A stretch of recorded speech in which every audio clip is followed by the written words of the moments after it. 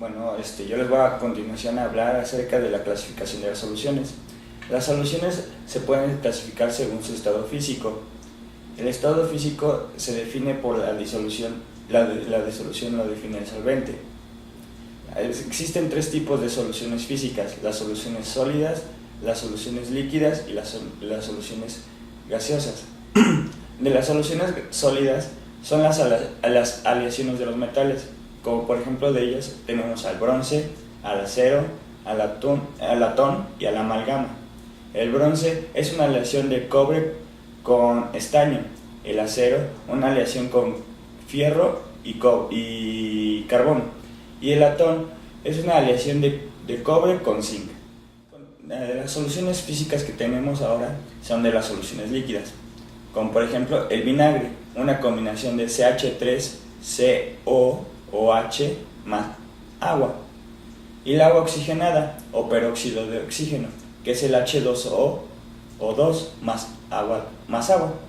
De las soluciones gaseosas tenemos lo que es el aire seco, el gas natural y el vapor de naftalina que se encuentra en el aire. A continuación tenemos las soluciones que se van a clasificar según su concentración.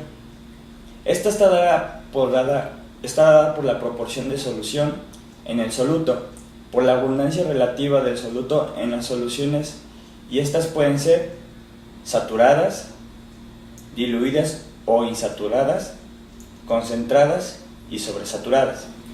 Las soluciones saturadas son aquellas que contienen la máxima cantidad de soluto, que puede mantenerse disuelta en una determinada cantidad de solvente a una temperatura establecida. La solución diluida o insaturada es aquella donde la masa del soluto disuelta con respecto a la de la solución saturada es más pequeña por la misma temperatura y la masa del solvente. Solución concentrada es aquella donde la cantidad del soluto disuelta es próxima a la determinada por la solubilidad a la misma temperatura. La solución sobresaturada es aquella que contiene una mayor cantidad de soluto que una solución saturada a temperatura determinada. Esta propiedad se convierte en inestable. Bueno, ahora yo les hablaré de la normalidad. La normalidad es la cantidad de equivalentes químicos del soluto que hay por cada litro de disolución. ¿Qué es el equivalente químico? Bueno, el equivalente químico también se denomina como el peso equivalente. Este va a ser el peso de los cuerpos referidos a unidad de comparación, que suele ser hidrógeno u oxígeno, y que puede sustituirse en una reacción química. También es igual a la masa atómica del elemento dividida entre su valencia. Por lo tanto, queda que la fórmula de equivalente químico va a ser igual a masa atómica entre el número de valencia. Bueno, para más o menos entender la normalidad, haremos un ejercicio al respecto. El primero nos dice: calcula la normalidad del H3BO3 disuelto en 500 mililitros de agua. Lo que procederemos a hacer es calcular el equivalente químico del H3BO3, que es el ácido bórico. Entonces recurrimos a nuestra tabla periódica y vemos cuánto es el peso atómico de cada uno de los elementos que conforman el ácido bórico. Tenemos que es H3, por lo tanto, si vemos que en la tabla periódica el peso atómico del hidrógeno es de 1, pero este tiene una valencia de 3, por lo tanto su peso atómico se va a multiplicar por esa valencia. Entonces tenemos que es 1 por 3, y ese es nuestro resultado del H. Pero también calculamos de los demás elementos que tenemos en el ácido bórico, que es el boro y el oxígeno. El boro tiene un peso atómico de 11, por lo que podemos calcularlo directamente, 11 por 1, ya que no tiene ninguna valencia. De ahí procedemos a calcular el peso atómico del oxígeno. El oxígeno tiene un peso atómico de 16 y tiene una valencia de 3, por lo tanto multiplicamos 16 por 3, por lo tanto nos da un resultado de 48. A partir de esos datos calculados de los pesos atómicos de los tres elementos, los sumamos. Por lo tanto nos va a quedar un peso atómico o peso molecular de 62 unidades de masa atómica. Entonces nuestro equilibrio químico será 62 entre 3, dándonos un resultado de 20.6. Ya calculamos el equilibrio químico, que es de 20.6. Ahora procederemos a dividirlo entre el litro de disolución. Procedemos entonces a convertir los mililitros a litros.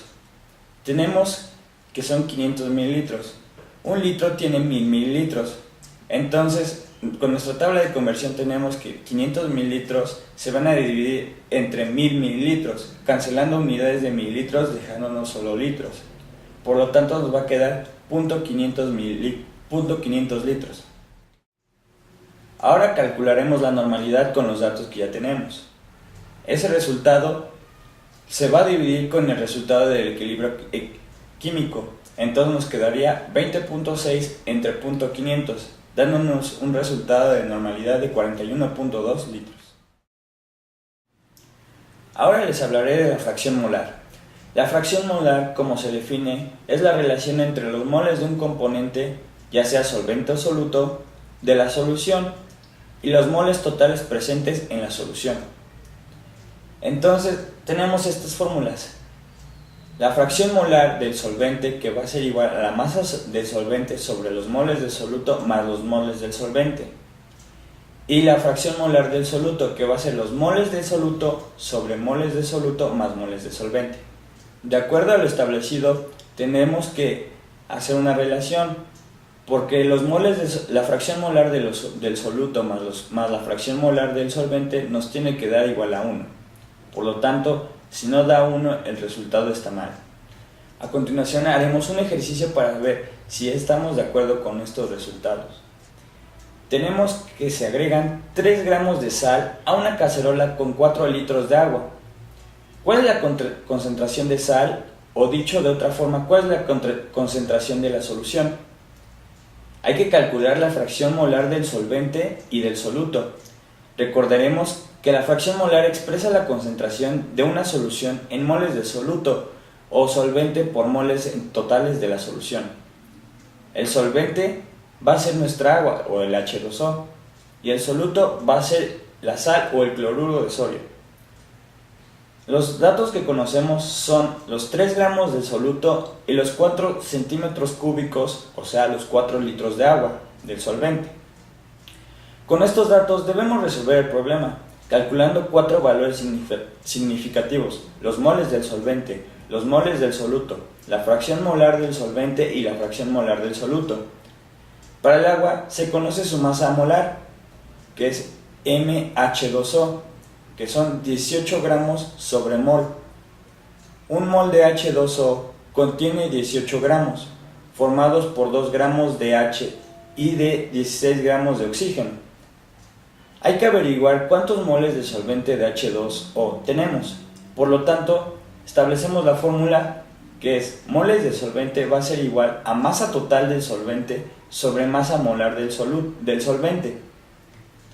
De ahí, para calcular los moles del solvente tenemos que son 4.00 gramos de agua sobre 18 gramos sobre mol. Podemos ahí cancelar lo que son moles con moles y nos quedarían solamente los gramos.